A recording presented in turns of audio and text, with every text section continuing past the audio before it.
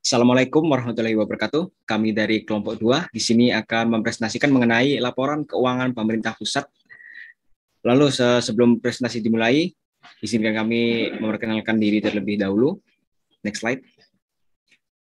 Saya selaku moderator dari presentasi kali ini, Enrico Muhammad Zidan dengan NPM 161. Lalu ada Alin Khairunisa dengan NPM 061. Ada Jihan Syaukiah Rosyada dengan NPM 106. Ada Lulul Mukaromah dengan NPM 115. Ada Mufida Junia Asyari dengan NPM 172 dan Aulia Kineta dengan NPM 186. Lalu next slide untuk pemateri pertama, dipersilakan. Materi pertama yakni laporan keuangan pemerintah pusat. Next slide. Laporan keuangan adalah catatan informasi keuangan suatu perusahaan pada suatu periode akuntansi yang dapat digunakan untuk menggambarkan kinerja perusahaan tersebut. Laporan keuangan adalah bagian dari proses pelaporan keuangan. Haruslah dibedakan antara pengertian pelaporan keuangan dan laporan keuangan. Pelaporan keuangan meliputi segala aspek yang berkaitan dengan penyediaan dan penyampaian informasi keuangan, seperti lembaga yang terlibat dan peraturan yang berlaku, di antaranya seperti lembaga yang terlibat itu ada penyusunan, standar, badan pengawas dari pemerintah atau pasar modal, organisasi profesi, dan entitas pelapor. Peraturan yang berlaku termasuk PABU atau Prinsip Akuntansi Berterima Umum atau GAAP. Next slide. Pedoman bagi penyusunan laporan keuangan organisasi sektor publik di Indonesia terbagi menjadi dua, yakni yang pertama ada Pernyataan Standar Akuntansi Keuangan 45 atau PSAK 45 tentang laporan keuangan organisasi nirlaba bergerak di sektor baik berupa yayasan, LSM, termasuk institusi pendidikan. Dan yang terakhir, ada Standar Akuntansi Pemerintah atau SAP yang dituangkan dalam Peraturan Pemerintah atau PP nomor 24 tahun 2005 menjadi pedoman wajib bagi seluruh komponen pemerintahan baik di pusat maupun daerah. Untuk materi selanjutnya akan disampaikan oleh rekan saya. Baik, materi selanjutnya adalah tentang Undang-Undang Nomor 17 Tahun 2003. Pemerintah Indonesia sebagai pemegang amanat rakyat mempunyai kewajiban untuk mempertanggungjawabkan pelaksanaan APBN dan APBD dalam bentuk laporan keuangan. Hal ini telah ditegaskan dalam Undang-Undang Nomor 17 Tahun 2003 tentang Keuangan Negara.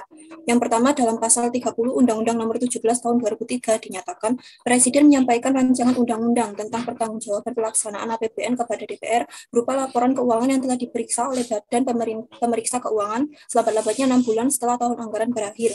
Kemudian yang kedua merupakan laporan keuangan yang dimaksud setidak-tidaknya meliputi laporan realisasi APBN, neraca laporan arus kas, dan catatan atas laporan keuangan yang dilampiri dengan laporan keuangan perusahaan negara dan badan lainnya. Sementara itu, pada pasal 31 Undang-Undang Nomor 17 Tahun 2003 secara senada juga menyatakan Gubernur, Bupati, Wali Kota menyampaikan rancangan peraturan daerah tentang pertanggungjawaban pelaksanaan APBD kepada DPRD berupa laporan keuangan yang telah diperiksa oleh Badan Pemeriksa Keuangan selambat-lambatnya 6 bulan setelah tahun anggaran berakhir. Yang kedua, laporan keuangan yang dimaksud tidak-tidaknya meliputi laporan realisasi APBD, neraca, laporan arus kas, dan catatan atas laporan keuangan yang dilampiri dengan laporan keuangan perusahaan daerah.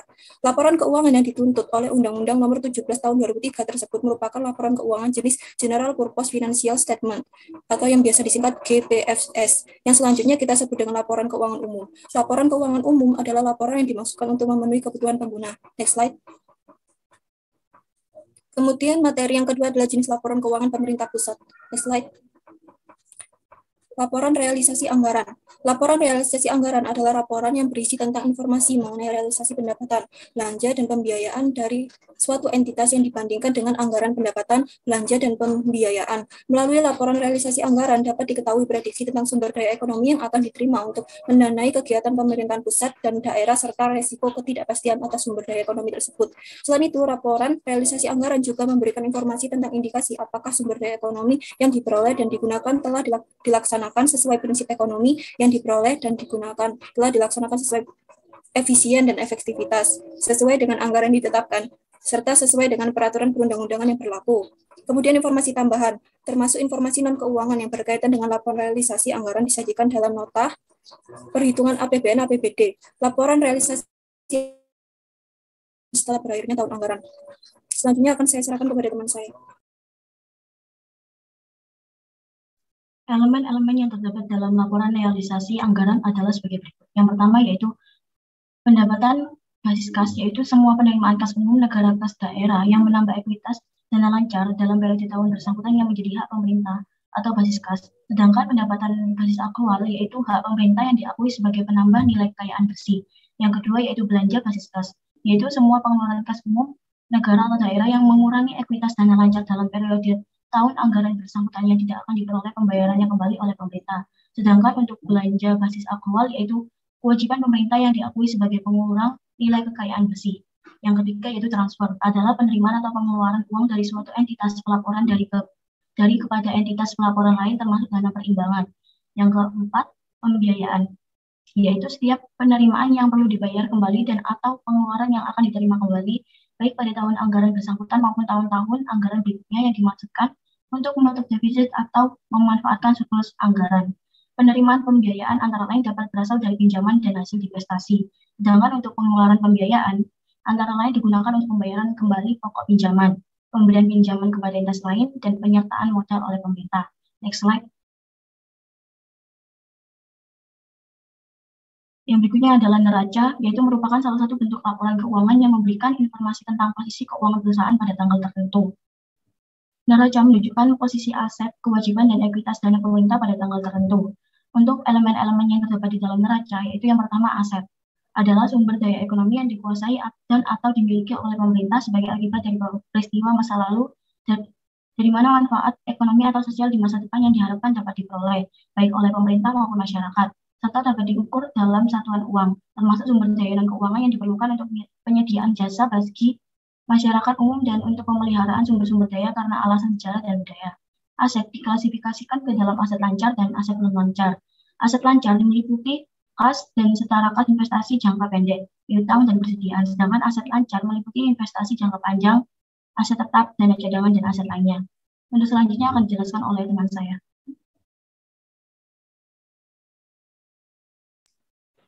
Lalu selanjutnya ada kewajiban. Kewajiban adalah utang yang timbul dari peristiwa masa lalu yang penyelesaiannya diharapkan mengakibatkan terjadinya pengorbanan sumber daya ekonomi di masa yang akan datang. Lalu selanjutnya ada ekuitas dana. Ekuitas dana adalah kekayaan bersih pemerintah yang merupakan selisih antara aset dan kewajiban pemerintah. Next slide. Lalu ada laporan arus kas.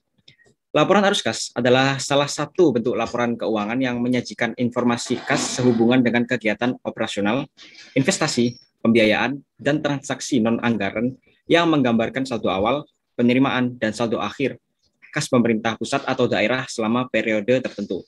Lalu elemen-elemen yang terdapat di dalam laporan arus kas terdiri dari penerimaan kas, yaitu semua aliran kas masuk ke bendahara umum negara atau daerah.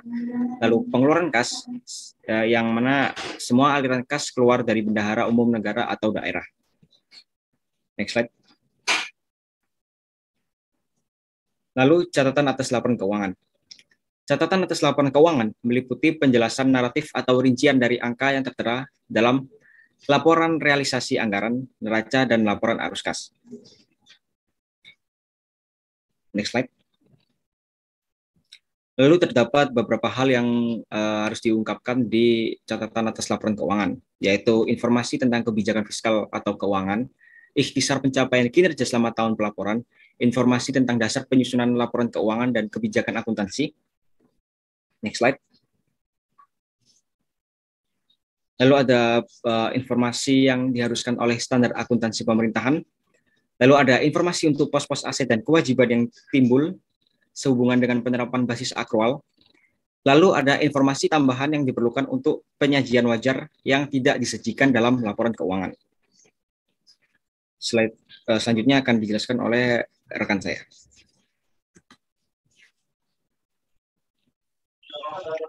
Selanjutnya yaitu pelaporan pengguna laporan keuangan pemerintah pusat.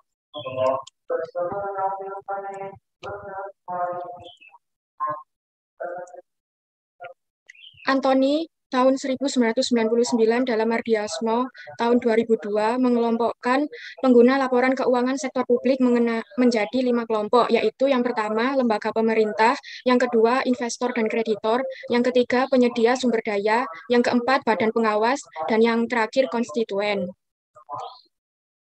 Sedangkan Henley pada 1992 mengelompokkan pengguna laporan keuangan sektor publik menjadi 12 kelompok, yaitu yang pertama anggota terpilih, yang kedua masyarakat sebagai pemilih dan atau pembayar pajak, yang ketiga pelanggan atau klien, yang keempat karyawan atau pegawai, yang kelima pelanggan dan pemasok, yang keenam pemerintah, yang ketujuh pesaing, yang ke-8 regulator, yang ke-9 pemberi pinjaman, yang ke-10 donor dan sponsor, yang ke-11 investor atau partner bisnis, dan yang terakhir kelompok penekan lainnya.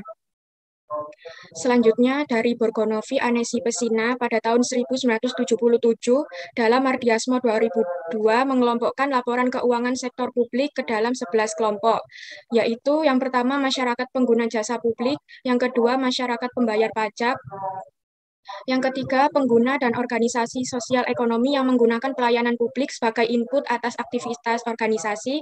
Yang keempat, bank dan masyarakat sebagai kreditor pemerintah.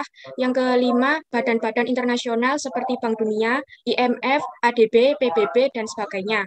Yang keenam, investor asing dan country analyst. Yang ketujuh, generasi yang akan datang. Yang ke-8, lembaga negara. Yang ke-9, kelompok partai atau parpol politik. Yang ke-10, manajer publik seperti gubernur, bupati, direktur BUMN atau BUMD, yang ke-11 pegawai pemerintah.